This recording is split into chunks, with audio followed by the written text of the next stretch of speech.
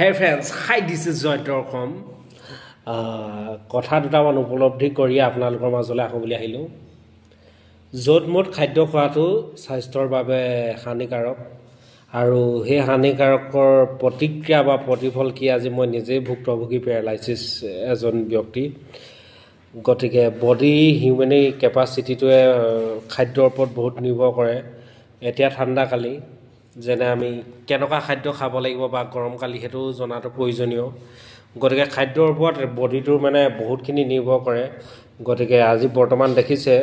সকলোতে ৰাসায়নিক দ্ৰব্যৰ সাৰে বেছিকে দিয়া হয় মানে খাদ্যৰ মানে যিবিলাক আমাৰ শাক-পাচলি আপোনালোকে শাক-পাচলিবিলাকৰ ইয়াৰ ফল দেখিছে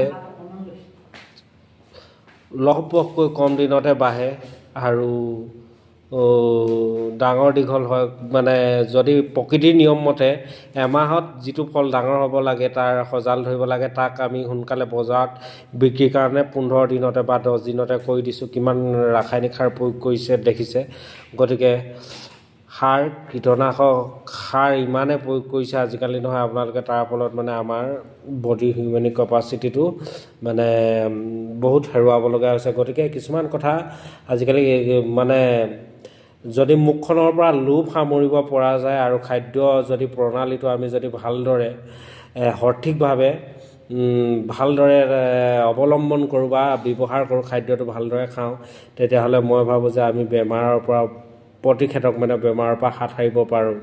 গতিকে আজি দেখিছে বৰ্তমান মানুহৰ গড় আয়ু আগতকৈ বহুত কমিছে গতিকে খাদ্যৰ প্ৰণালী আৰু ৰন্ধন প্ৰণালীটো মই ভাবো যে